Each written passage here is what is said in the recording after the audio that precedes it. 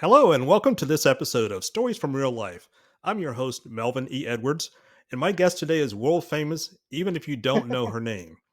She is an author, screenwriter, producer, director, and a two-time Emmy Award winner.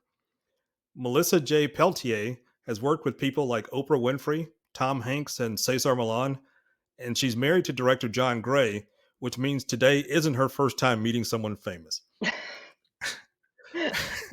So, Melissa, welcome to the Stories from Real Life podcast. It's a pleasure to have you here today. Thank you, Melvin. I was able to listen to a couple of your pods and they're excellent. They're just so good. I mean, you have such great people and such great subjects. So I'm very, very fortunate to be here. Thank you. Thank you. I appreciate that. So, Ms. Peltier won her first Grammy or first Emmy for educational program at Not the no age of Grammy. 23. No Grammy yet. We may ask her to sing later, but she won her first No. Emmy at the age of 23. Since then, she has accumulated over 50 national and international awards and accolades for her work as a producer, writer, and director of television and film. Obviously, those are impressive. Can't even talk today. Obviously, those are impressive accomplishments. But my first question has to do with one of my favorite movies from the early 80s. Tell me about being the executive Okay. producer on My Big Fat Greek Wedding. Well, actually, that's a really kind of it could get that's a long Hollywood story, but I will give you the it can get kind of ugly. So I will give you the nice part of it. So my I formed a company in 1995, I think, with two partners. And one of my partners, Jim Millio, made a film as one of our first projects. We got the funding for a super low budget film, and it was actually one of Will Ferrell's first movies too. But it was called Men Seeking Women, and Nia Vardalos of Greek Wedding fame had a small but very funny role in it. And Jim and Nia got to be friends, and she said, "Jim, please let me. Uh, I want to give you my script to read. I've taken it all around, and I want to star in it, but nobody wants to do it with me starring in it." So he said, "Sure, I'll read it." And he told me later, it's like I was like, "Uh-oh, actress with a script, uh-oh," because it's. But it turned out he just loved it, and he gave it to me to read. And I remember very clearly reading it because I used to go to this sushi place on my way home, and I'd eat dinner on my way home because there was a lot of traffic, and and I was like literally spitting up stuff. I was laughing so hard. People were staring at me because I was belly laugh, and it's so rare that a script gets you to do that. That's even without the actors. So and and the timing and the editing and the music. So I came back and I said, this is fantastic. And so we ended up optioning it and trying to raise the money for it. And I think we'd raised a little bit of money out of Texas. We had like a Texas guy who was committing. And then in the middle of that, I mean, we weren't very good at raising money. I'm still not good at raising money. But in the middle of trying to raise the money, we Nia did a one woman show, and Rita Wilson, who is Greek, went to the show and fell in love with it and went to her husband Tom Hanks and said, "We have to do this as a movie." And so because the one woman show was pretty much the script, but in a sort of one woman stand up way. And so then we got into some negotiations, and we ended up buying the script. And then Tom Hanks and Gary Getzman, Playtone Production, bought it from us, and they gave us a percentage and executive producer title. And we had what's called meaningful consultation, which is a Hollywoody thing. But it's it basically means they get to they show it to you. You can tell them what you think of it, and then they can use those notes or not. So that was our big involvement in it, and we went to the premiere and all that kind of stuff. But we didn't do any of the actual work on it, except for the fact that we discovered the script and we were going to have her star in it and nobody else was. So that gave her some leverage, with Tom and Rita. And so yeah, they were like, yeah, you can star in it. So anyway, so that was You- the story of that, and it turned out to be a very good arrangement for us because we made money on the sale, but then also it was $5 million movie and it made over 800 million. So there was a Wow, little back end in there for us, which was really wonderful. Yeah, yeah, yeah. It paid off all my student that's a pretty loans nice and my return on car loan, and investment. yeah, it was very. I mean, we had no idea. We thought maybe we'd be lucky if it, made back what they spent on it. But it became a word of mouth film, which was really rare. This is 98, is it? I think. Um, but Well, it was released in Texas, at least. I saw it in 2002. okay, so it must have been. I don't remember exactly. It might have been 2000 or so when the whole thing started. I'd have to look back at old calendars. But uh it was a huge hit, and it was even then there was a little internet then, but it was a word of mouth film. It was people telling their friends, "You got to see this movie," and going multiple times. People went multiple times, and the Greek community got behind it like crazy. And they got, because it was Tom Hanks, they got the most incredible supporting cast for her, and it was the role she was born to play. Literally, that was because it was her story. So that's the story of Greek Wedding, and it is a great film. It's such a great film. It's so funny, and they changed very Well, little. I watched it a couple of weeks ago. Oh yeah. Oh Sorry, well, go ahead. they changed very little of it from the original script. Very little. I think they added a friend or something. They added a what's it called? Is it a mirror character? I don't know. My husband knows the term. I have forgotten it.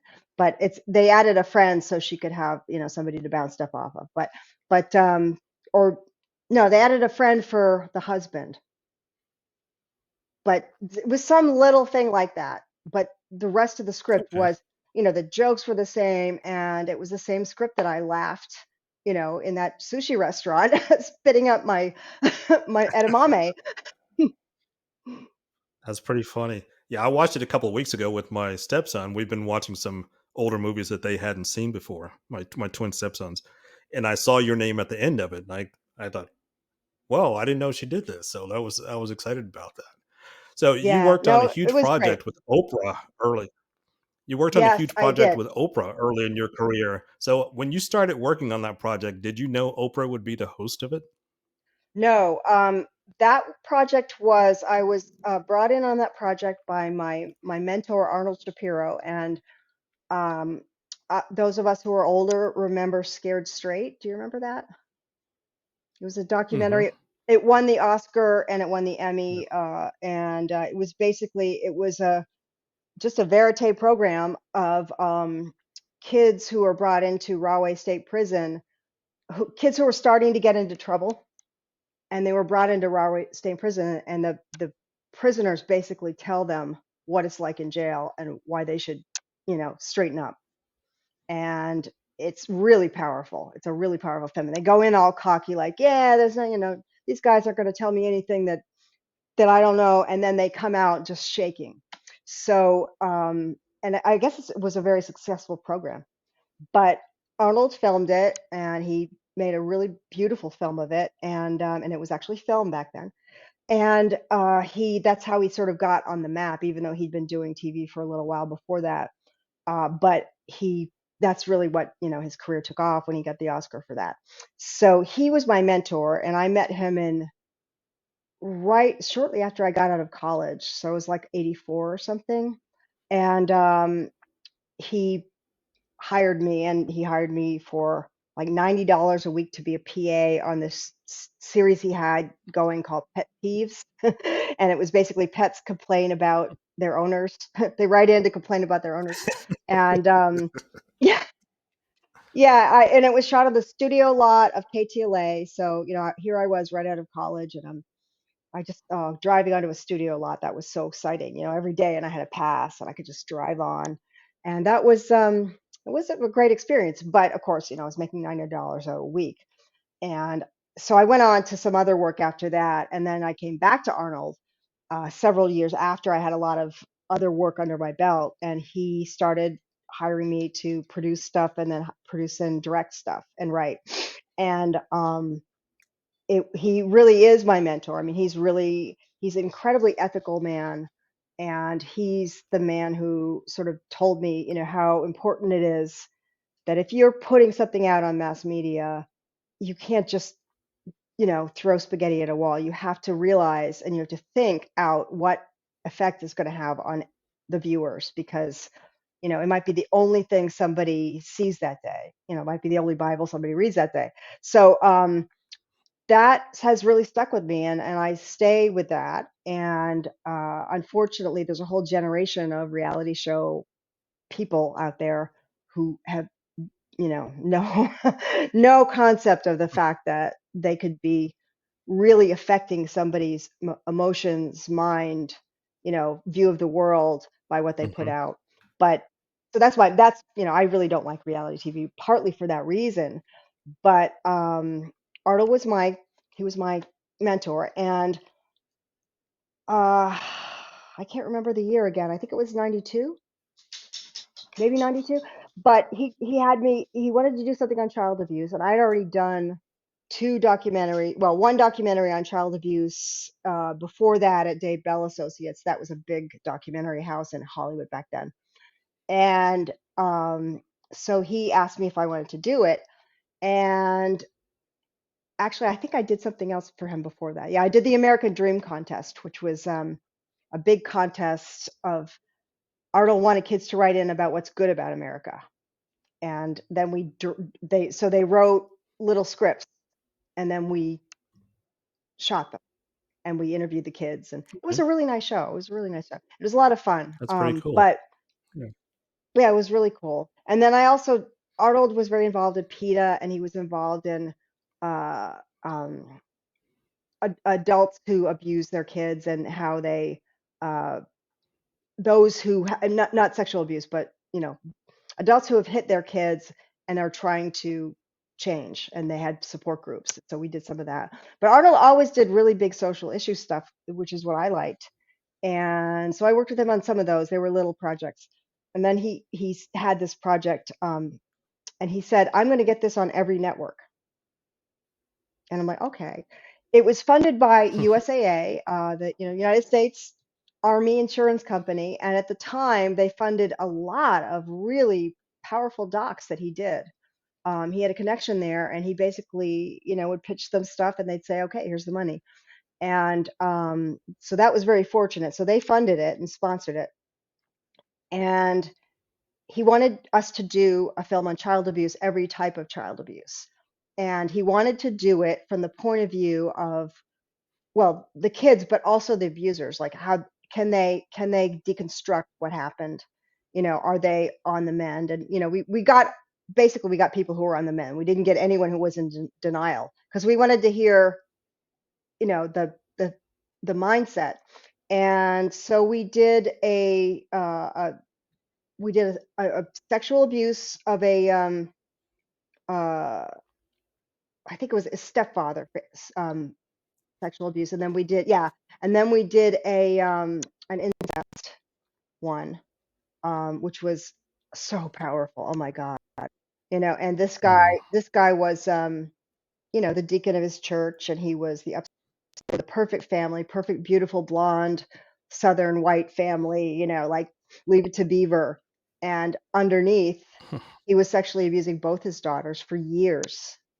And he talked on the, Wow. I interviewed him, and he told me all about how he groomed them, what he did. And because anyway, it was a long, and then we had his first confrontation with his older daughter, who was the one who stopped it. And the reason she stopped it was she saw it happening to her little sister, and she couldn't stop it for herself, but she could for her. And she reported him, and the mother didn't know. She claimed to not know, and I kind of believe her, because she was sort of one of those Southern ladies who likes everything on the surface to look perfect, and that's what she's focused on. She's not focused on the deeper stuff going on. and she was a lovely person, but this had happened right under her nose, and the daughters forgave her because they never told her. They never told her, and she didn't believe them. When they did tell her, she believed them right away, which is huge. That's really important. Hmm. And so that was one of them. And then we did a physical abuse story, which was a woman who had killed her baby. She'd thrown, Wow. yeah, she'd been beating her baby, and she threw something at him. She threw something really sharp at him, I think, and it just, you know, and it killed him. And she Wow. had been, I think she'd been to prison for it.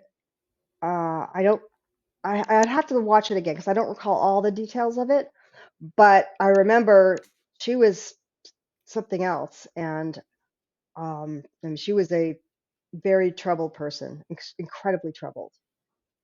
But we interviewed her and we talked Wow. about, and then she went back into her childhood of abuse, and it was horrendous what she'd been through. I mean, she'd been like, tortured basically. So, Wow. it was another of those cycle things. And then we did a guy who had been emotionally abusive to his kids. He never hit them, but he had come from poverty, and he had some physical abuse in his background from his dad, but he basically would tell his kids they're stupid, and I mean, obviously that's not a crime, but he had gotten into therapy and realized what he'd done and reconciled with them. And so we took him back to like where he grew up and what he went through. And we took, so we did a lot of that. And he talked about, what emotional abuse is. So we just defined that. So those were the five stories. Yeah, four stories or five. I thought we had five. Um, well, it's hard to remember. It was so long ago. But Okay. but Okay. anyway, That, but Arnold did get it on. Arnold then called when we had a rough cut that was good. Arnold called Oprah, and Arnold Shapiro. She knew who he was, and he said, "I want you to host this documentary." And she'd never done anything that wasn't her own production company. And well, Color Purple, but that's that's a cut above. And she uh, loved it, and she said yes, she would host it. And so we had that, and then Arnold called all the other networks, and he convinced uh, two of the three big networks and PBS to all air it simultaneously. And one of them said no, but then they were so wow. shamed by the ratings. The ratings were sort of like through the roof, and we shut down the child abuse hotline, the National Center for Abuse and Neglected Children. And it shut down their line. They didn't have enough bandwidth to take all the calls that were coming in, because we had the number Wow. on every tease out to commercial, we had the number. And so and I wrote and produced and directed that one. Well, I didn't actually line Mm. produce it, but and Arnold wrote it with me, and it was a real very emotional process. And but working with Oprah was really interesting. I have photos of little me with her, and she, even then, she was so big a star that her people were like, okay, you don't get extra takes with her. You do whatever takes you can do, and then you move on, but you don't. So we went in there. We went to Chicago. We went in there. It was on her stage, and we went in there at 6 in the morning, and we had an Oprah lookalike who was, same basic build, and we had her as a stand-in, and we set up all our shots, and then we practiced moving from shot to shot. And so we were like, we had done it like 10 times by the time she got in. So it went very smoothly. And she was lovely. She was just lovely, professional, she loved Arnold. The two of them got on great. And I got to direct Oprah at, I don't know That's how old pretty I was. awesome. Well, I wasn't that young. I think I was like 29, or I don't know, but or 30, I can't remember. Okay, let's tell me a little bit about how you got involved with the Dog Whisperer and Cesar Millan. Well, that was also my production company, MPH Entertainment, and uh, Kay Sumner and Sheila Emery, who had a company called Emery Sumner Productions, had found there was an article about Caesar in the LA Times, and it was in the style section or whatever, the I can't remember what the name of the section is, but it was a big article and had pictures and stuff. And he had been doing a lot of stars dogs, and that's sort of how he came to their attention. And and he has a great backstory. I mean, he literally was an illegal immigrant who swam across, got to San Diego, Wow. paid a coyote $100 and had another $100 left, I think, or something like that, and like lived under a bridge for a year, and got a dog grooming job grooming dogs at like a dog facility that had the owners had trouble with the hard to groom dogs, and he was great with them. And he barely spoke English, and they let him sleep in their like spare room in at the grooming place. So that's really, I Wow. mean, that's incredible backstory. And I mean, talk about self-made. He is a self-made man, 100%. But um, when that article came out, probably 20 different producers in Hollywood came, traipsing down to his dog center in South Central LA, and he felt they were all. Caesar's a very instinctual person, and he goes on his gut a lot, which is sometimes wrong, I have to say, but it's often right. And it was right for us anyway, because he liked Kay and Sheila because they weren't like all Hollywoody show business, promising this, promising that. They were just like they wanted a great show about dogs, and they love dogs. They were animal people, and they were two sort of older. They were older than him. They're older women, and he just, I think it was sort of maternal maybe, but he signed with them, which was amazing. And he'd already done like a pilot with Will and Jada that didn't work and all this stuff. But he signed with them, and they brought it to National Geographic and Animal Planet, and both of them said, "We want this, but you need to pair up with a approved production company." And that's what we were. We were doing a lot of shows for A&E and Discovery and those kind of networks. So they came to us. We knew Kay from the TV Academy, and they came to us, and we saw the tape, and it was great, and we sort of redid the tape. And then Caesar came in, and well, actually, before we redid it, he came in and we met with him, and he brought Daddy, if you remember Daddy, his big pit bull, his big red-nosed pit bull, Yes. Yes. huge head, like, Yes. yeah, yeah, gentle giant. And he brought Daddy in, and Daddy was like, I fell in love with Daddy. And he's honestly, next to my dog Franny, he's one of the most spiritual dogs that I've ever met. I mean, he just understood. He understood what was going on. He might not have understood words, but he got the gist of everything. Franny, my dog Franny's like that. But so we met with them, and I believe my partner Jim said to me, he's going to be a star with or without us. And I said, well, let's have him be a star with us. And so we went to Nat Geo and Animal Planet. And Animal Planet, I think they offered us like 3 hour long shows. And Nat Geo offered us 22 half-hour shows. And at a really low budget, but still 22 shows, you could amortize that over a long period. So Hmm. we did those. And it the first year it was not a hit. They had it on at 7 p.m. and they had them only half hours.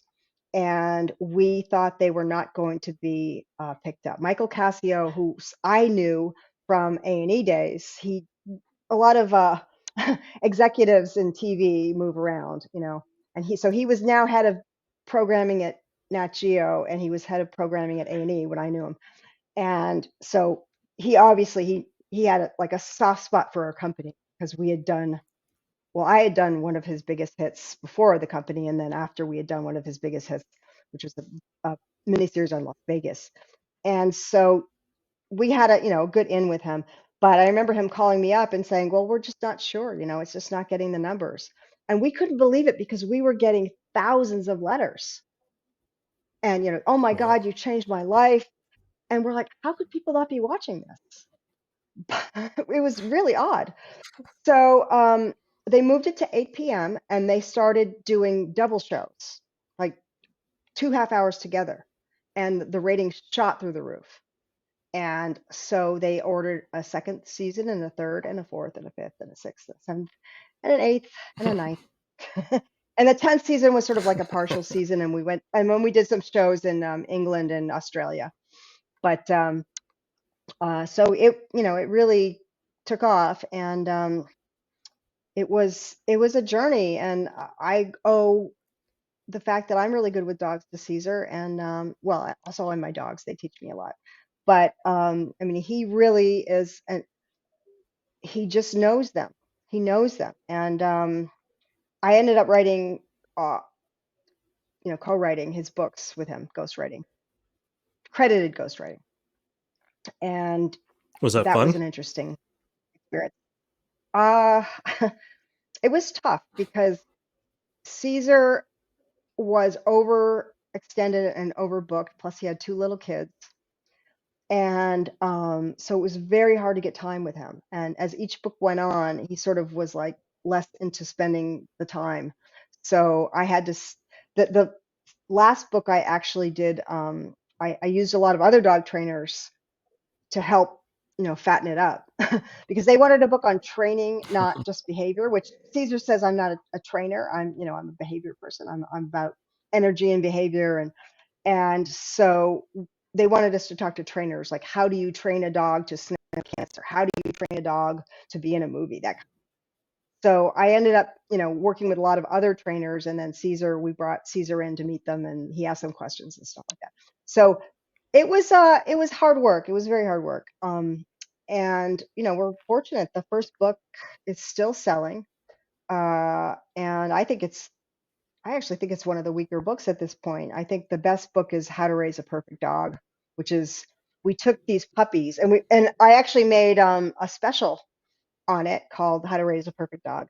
Because what we did was we took puppies and we actually raised them for the book and then Hmm. for the special.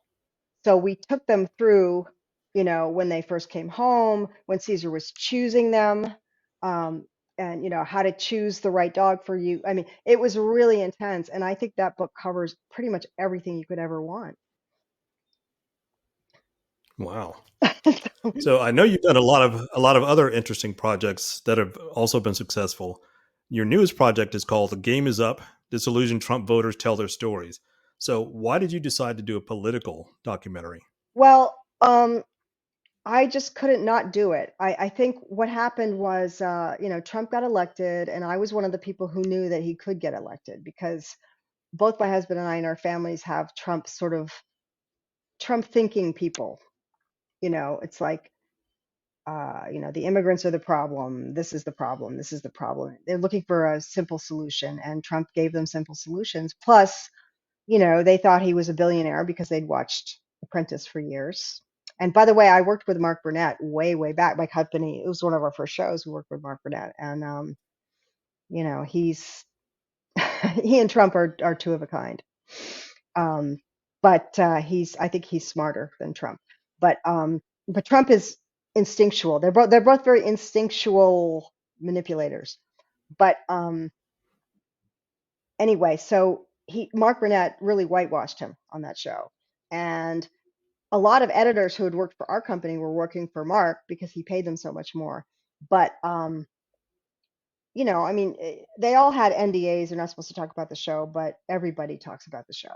I mean, you get somebody, in a bar or reunion party or something, and then they tell stories. And it was very clear that Donald Trump was created in editing. I mean, they had some brilliant editors and assistant editors who went through all that material and made him look great when on the set. And I guess you could ask Noel Castler this. On the set, he was a disaster. But the magic of film and TV is what you see through the lens and what you see and edited is reality. And so that's what was sold to the American people for all those years. And he was the genius billionaire businessman, and nobody talked about his bankruptcies or his the people whose lives he destroyed and all these things. And of course, a lot of us in New York knew about that, and a lot of people in Hollywood just knew how fake he was. But that was I knew that it could happen because I knew how people, again, like going back to what Arnold taught me. You might be the only Bible somebody reads today. What you put out on TV can have an immense influence on how somebody thinks. And so I was very upset when he got elected, and I knew he'd be bad. And I knew it would be really hard to get him out of the office. I used to say, they're going to have the Secret Service like drag him out with his nails left in the desk. But which almost, I mean, it pretty much was what happened. But as things went on and as things got worse and worse, and I didn't see people getting, I thought people are seeing this, right? And people weren't seeing it. I mean, they were getting more, the more bad stuff he did, and the more he was justly criticized for that, the more dug in his followers got to him. And I just thought that there were people out there who were in sort of MAGA circles, red areas, who probably went to bed with knots in their stomach after some of the things he said and did. But they couldn't say it because everyone around them was so pro-Trump. And so it was basically internal gaslighting. I can't say anything. I don't want to be ostracized. And one of the most incredible human needs is to be accepted by a group, and to be ostracized for some people, especially like in Christian circles, is like death. And so I just thought, well, what if they could see people like them who changed their mind, and really learn why they changed their mind in a very logical way. Maybe they would get permission, to at least, maybe it would just open that crack a little bit. And so that's what I was thinking about. And Mary Carey Craven, who was another Maryland resident, um, she was the one who was, because she's been in the industry for many, many years also. And both of us were sort of, I wouldn't say we were retired, but we weren't really working in it at the moment. And I was making short films with my husband, but we were doing that ourselves. And so Mary basically said, well, because I'd been talking about doing this, but I'm terrible at raising money. I don't know how to raise money. I want money. I want a sugar daddy. I want something so I can do these films. But I couldn't, and I went to some people. I went to the Democratic Party. Nobody wanted to do it. And they're all like, oh, you can't get this done in time for the election. And if I had a budget, I would have been able to, but we ended up having to do our post production um, in like Bulgaria, I think. and and we had to be sending 5K files to very slow internet. So we could only send 6 minutes at a time for our color correction and our graphics and stuff like that. I mean, it was rough, and we did run out of money, and I ended up paying for most of it. But I emptied out my money market account for it. But it was worth it. I mean, I'm just grateful I had that money to spend on it, because I just I don't think I could have lived with myself if he had gotten reelected and I hadn't made that film. I don't think it had any effect. Maybe it did, because it wasn't before he was elected. I think it had some effect before the midterms in 2022, because that's when we released it. We released segments of it before the election because we had some segments that were, the post production had been done. Um, the Joe Walsh segment and the Bacha Goldberg segment. But that Okay. So that was it. what did you learn from making the film that you didn't already know, but you may have suspected? Um, Well, I didn't know that actually at Liberty University, they actually tell you in so many words that you should vote Republican, that Republican and Christian is the same thing. And they have Republicans come speak, and they have, I mean, they don't, and yeah, sure, they're a conservative university, but I think a lot of this really crosses a line. And the same thing with churches. In the couple that we profiled in the film, um, Ron and Cindy, they were longtime churchgoers at this one church, and their minister, had basically told Ron, who was kind of a newer Christian, he'd only been a Christian for like 3 years, to vote for Trump. He said, you have to vote for him. And he told him the story of King Cyrus, and he said, God sometimes chooses wicked people to do, the Lord's work, and and it changes them, and we have to get judges for abortion, and so he did vote for him, and he felt terrible about it because he just had an instinct. Hi, did we just go out? Can you hear me? I think it just yeah, I can hear you. It just came back. Okay. Um, Can you hear me? going back to Ron and yeah, I can hear you fine. Um, so going back to Ron and Cindy, they both of well, she didn't vote for she voted for she didn't vote, or she wrote somebody in. I can't remember, but she didn't like Trump, but she just didn't talk about it. She had been a lifelong Christian. Her whole circles were all Christian people, and very tight knit. So she just didn't tell them. She just voted for who she wanted to because her conscience told her not to do it. And she just never told anybody. And her husband, Ron, did vote for him because the pastor told him to. And he felt terrible about it. And they were preached in their church who to vote for, which to me, again, why Wow. should you be tax exempt if you're working as I mean, I didn't think that they actually told you who to vote for and told you the other person was bad and evil. I thought they would give you when I grew up going to church, and I grew up both Catholic and Protestant. My dad was Catholic and my mother was more of an agnostic, but my grandmother was an Episcopalian. So I sort of had Sunday school in both. Uh, but you know, that was unheard of. I mean, they might, especially like in the 70s when I was growing up, we had at the Episcopal church, we had like our hip pastor who would give us these, sort of moral of the story, accepting other people kind of stuff. But they would never say, and that's why you have to vote for uh, Jimmy Carter or whatever. They would never say that ever. And it just It's really was interesting amazing to because me. growing up in an all black church in the 70s, we had always at election time we would have Democratic candidates come to our church and they would speak from the pulpit. Right, So right. why you should vote for them.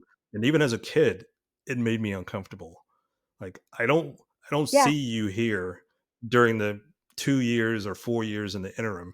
So I don't want to see you I here agree. asking for our votes if you weren't here supporting us the other time. So Right. I don't want any of them saying anything in the pulpit for either party, any candidates. Just stick to why you're there. I don't think they should. And I don't think I think, like if Bishop Swan wants to have a poverty thing and invite candidates or invite politicians who share his beliefs, and it's not, it could even be in the church, but it's not it's not going to church. It's not the Right, service. It's not the mass. right, That's okay with right. me. But if I go to church on Sunday, I'm not going to figure out who to vote for. I'm going to try to connect to my spiritual side and trying to, I want to hear something that's going to inspire me to be a better person. Um, Right. not to help I somebody get completely into agree. office. And I agree. yeah, yeah. So that was interesting. That's something I learned. Um, and I also learned that uh, there's a lot of racism, and I didn't realize there was so much racism and so much kind of MAGA thinking in the military. I didn't know that, and now I know it Wow. very well, and it's really scary. And it was turns out it was part of the whole KKK white nationalist plan was to get into law enforcement in the military, and they've been doing it since the 80s because they were getting arrested a lot. And they had, I've spoken to an FBI, sorry about that. I've spoken to an FBI officer who was undercover with the KKK, and they were really breaking them up. They were really hurting them. Law enforcement was really hurting them. They would do illegal stuff, and they were really hurting them. And so they said, they got together and said, well, the solution is because they obviously had cops that were on their side, especially in the deep South. And so they said, we just got to get more of those, and we got to get them, higher up. We got to get them in the military. We have to get them in, the CIA, the FBI. And so that was actually a goal, that was talked about at meetings, and white supremacists who have come out talk about it now. So I didn't realize that. That's something I didn't realize. But I also, I mean, I learned something I suspected, which is that people change when things affect them personally. It doesn't mean they don't have empathy, but like for instance, Chris Gibbs, who was our farmer, uh, lifelong Reagan Republican, good man, good salt of the earth, Ohio farmer, go to church, um, he wasn't particularly prejudiced but he was a Republican, and he believed Republicans, he didn't believe in the whole woke thing. He thought, in fact, he had a lot of preconceptions about Democrats that he learned were wrong. And right now, he's the head of the Democratic Party in his county, from being the head of Wow. from being the head of the Republican Central Committee in his party and getting kicked out because he criticized Trump. He's he's gone the other way, and Wow. just a wonderful person. And he's like, he's a moderate Democrat, and that's sort of what he always was, I think. Maybe not always, but once the Republican Party really started to change, that's what he became.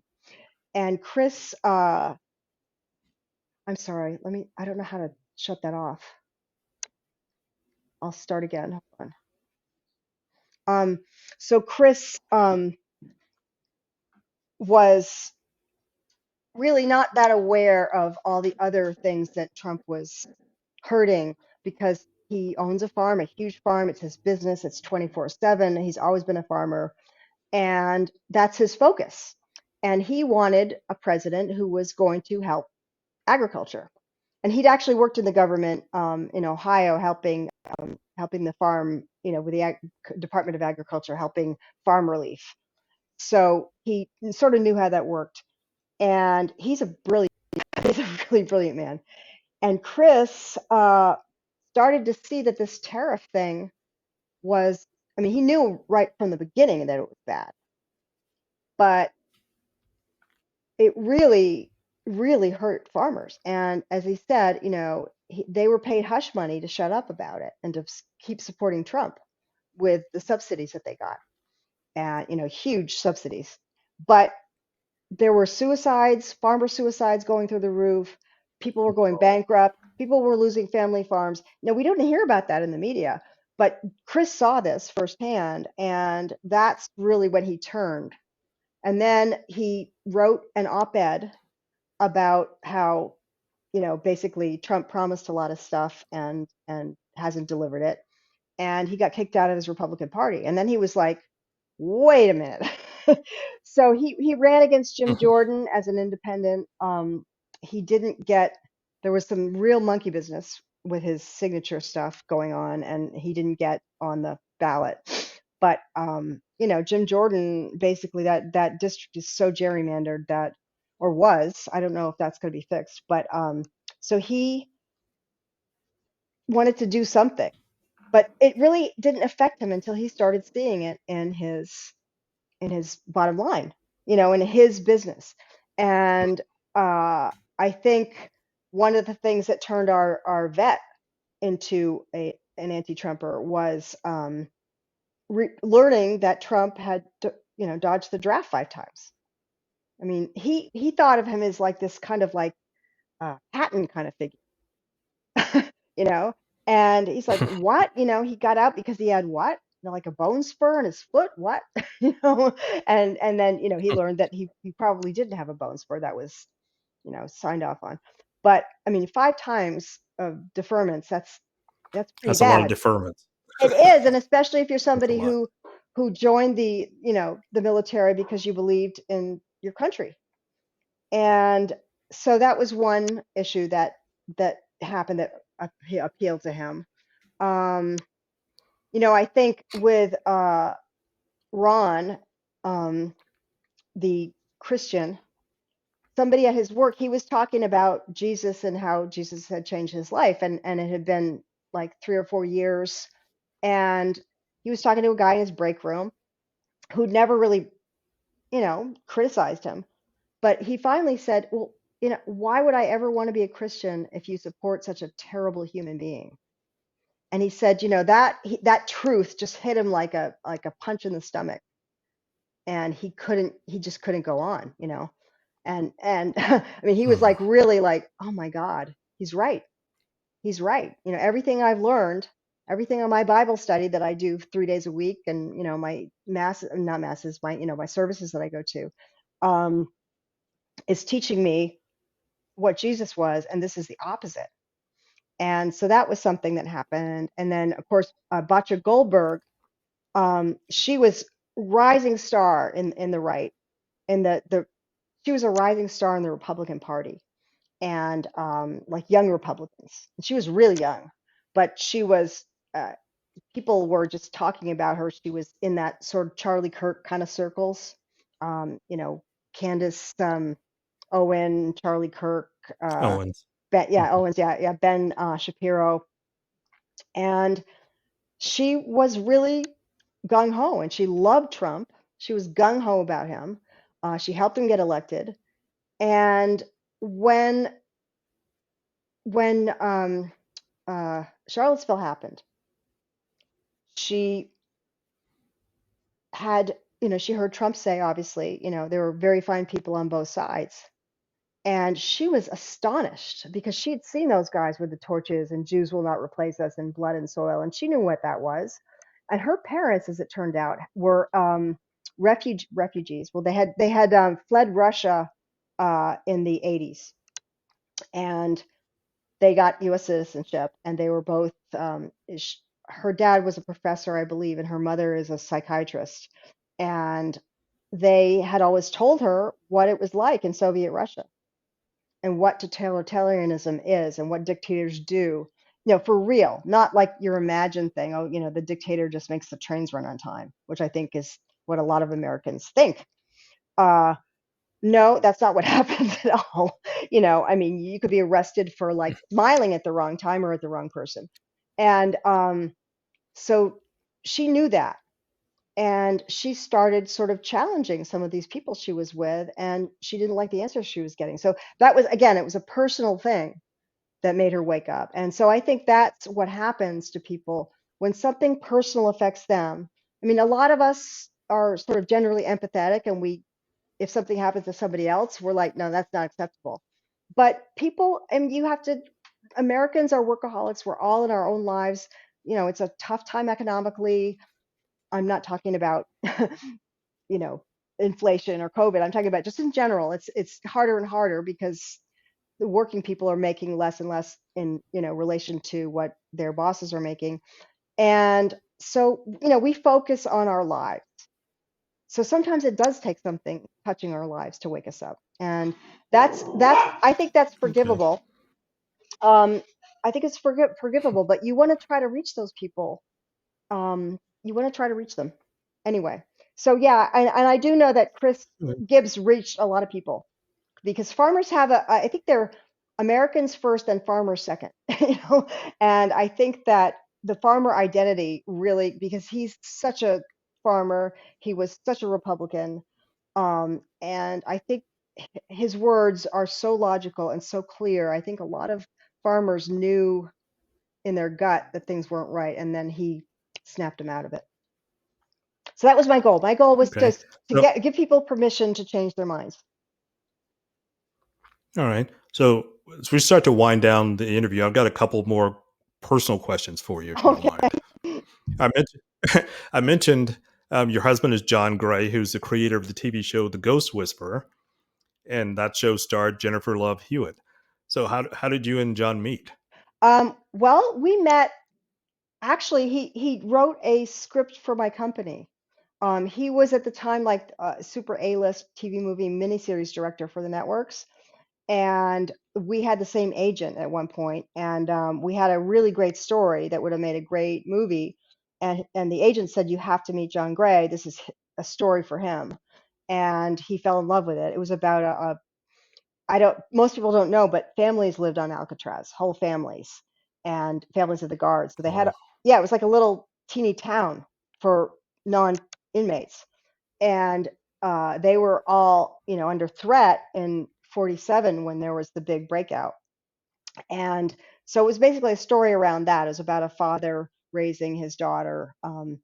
It was the one of my business partners' wives, was her her mother had grown up on Alcatraz Island as a kid, and her grandfather was a guard. wow. So it was just an amazing story, and he wrote a beautiful script, and it didn't get made, but that's how we met. And we were both in our own dysfunctional relationships at the time, so I don't think we looked at each other twice.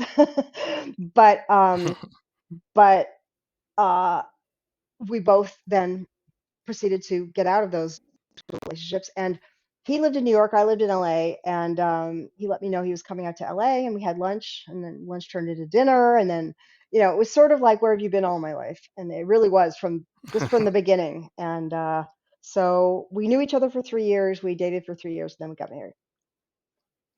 Okay, that's pretty cool. Yeah, it So is. let's go all the way back to the beginning. Okay. So you grew up in New England, Yes. and you graduated from college in California, Yeah, yeah. and that's as geographically distant as you can get in the mainland United States. Did you go to California to study film? Well, no, I went to Pomona College, which is like a classic liberal arts college. And in fact, they have film courses there now, but there was only like two film courses in all of the Claremont colleges at the time. But I was in the theater department because at the time I thought I might want to be an actor, but I decided against that like by the end of my freshman year. But I knew that I wanted to be in entertainment, and I knew it was LA or New York.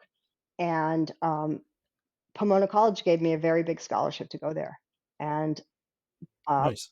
New York, I got into Barnard, but they didn't give me a big scholarship. Cornell didn't give me a big scholarship. They gave me like $150 for books or something. And it was just it was kind of a no-brainer. Plus, I went out there and I just fell in love with it. It's just such a special school. And my class, graduating class of 1983, we are. It's just such a. It was a great. Whoever picked that class, because there were small classes. It's like 400 or something. I don't know, but th- we're all sort of like odd iconoclasts, odd smart iconoclasts, who don't really fit in like into any slots. And but we so anyway, so it was a great experience. I'm so glad I went there, and I started working uh, while I was in school my senior year. I started working in TV. Okay. So last question here. Hmm. What are you working on now? Well, my husband and I are getting ready to do another short. This one is going to be about, well, we don't really, a lot of our shorts aren't, most of our shorts aren't issue. I mean, my husband writes them, and he has a very quirky sense of humor. It's like my husband writes stuff that's quirky and then emotional or really scary. And we've done some horror films too, which are really fun to do.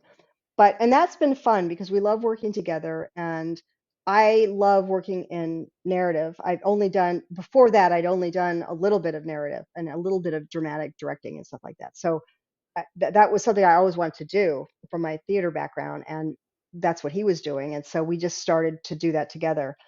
But so we're working on this next one. This next one has a little issue in it, and I think it's going to be really good. We've entered a few of them in the Academy Award short.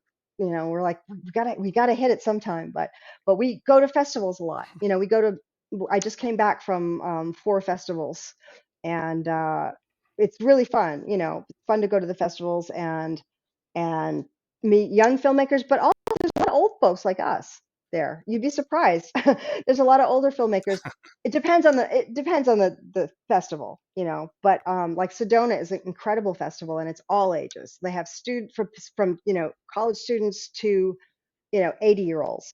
And we love that one. We just came back from that. And so we're working on that. And I am working on another political film that I want to make. It's a huge research thing, and I've gotten bogged down in the research. So now we're coming up against time. And again, the problem is, how do you get money? But I'm going to continue to put the treatment and the budget together and just see what happens. Because, I come out of TV, both of us come out of TV, which is why we can work really fast. And we made a feature, John and I made a feature in 17 days. And in TV, you don't have that, you can't push back the release date. It's like, it's got to be, you've got 7 days to shoot, 8 days to shoot, and it's got to be on the air in 2 weeks. So, you learn to work with that kind of discipline and that kind of, and the only way to do it is if you have a budget that works. And so it's, the old saying of, you can have it fast and bad, or fast and, wait, what is it? Fast, cheap, and bad, or uh, slow. I can't remember what it is. But probably know that saying, right? Mhm. So pick one. I'm sure I've heard it. Yeah, pick two. You can't have all three. You can have it fast and cheap, and then it'll be bad, or you can have it uh, fast and expensive, and it can be good, or you can have it like expensive and it's a million people. Slow. Yeah, well, slow is. I don't. I mean, we worked on that film for a long time, and it made me realize why I love. I gravitated toward TV because it's fast. I like to move on to the next thing. And it's hard for me. It's hard to keep my motivation up and my interest up on one project for, 3 years. And in fact, we're right about to do another promotional push for The Game Is Up, because it is still very relevant. And it's weird to go back into that. But, I made it to help, and that's Hmm. what it's for. And the next one will be for that too, if we can get it done. It may just be like little segments. It may be like little mini segments, and maybe string them Hmm. together after the election or something. But it's there's a lot of what Trump has planned and what the Republicans have planned if they win. People don't realize it's not just Republican business as usual. It's theocracy. It's basically an authoritarian theocracy, and it involves using the military against citizens, and it involves Right. having this is Project 2025, having uh, like a chaplain overseeing the CDC, above the scientists, Yeah. and just Yeah, we're gonna also. have to do another episode. That's a whole separate episode It we're is. gonna It's have to do. crazy. But anyway, so I told you I talk a lot. That's okay. But that is a good place to end this episode. So our guest today has been multiple award-winning writer, director, and producer, Melissa Jo Peltier. Melissa, thank you for being here and sharing your stories. I really appreciate it. Thank you, Melvin. You're a great interviewer. You really are. And I'm a good interviewer, so I know one. Thank you. I, You you just are. made my day. Good. Thank you. So that's it for this week's episode of Stories from Real Life. Join us again next time for another great storytelling journey. Until then, don't forget to shine your light wherever you go. Okay.